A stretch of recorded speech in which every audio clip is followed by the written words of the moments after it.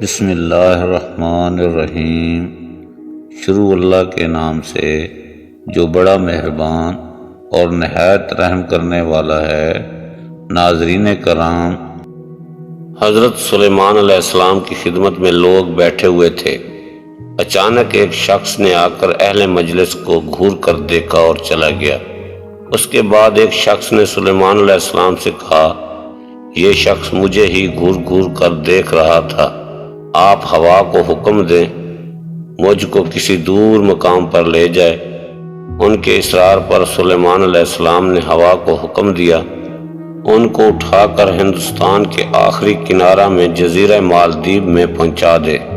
بس ہوا نے حکم کی تابعداری کرتے ہوئے ان کو وہاں پہنچا دیا۔ اگلے روز پھر وہ شخص مجلس میں دوبارہ آیا۔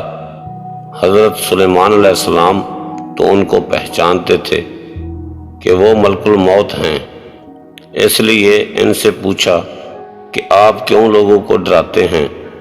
کل ایک شخص کو آپ نے گھور کر دیکھا، وہ بہت پریشان ہوا، حتیٰ کہ ان کو جزیرہ مالدیپ پہنچا دیا گیا۔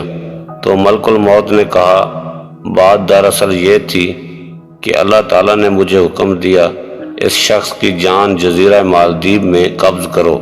اب مجھے تعجب ہو رہا تھا، وہ سینکڑوں میل دور آپ کی مجلس میں بیٹھا ہوا ہے، اس کی جان وہاں کیسے قبض کروں؟ اللہ تعالیٰ نے آپ کے ذریعے ان کو مالدیپ تک پہنچا دیا۔ آپ نے میرا کام آسان کر دیا، اب میں ان کی روح قبض کر کے آ رہا ہوں۔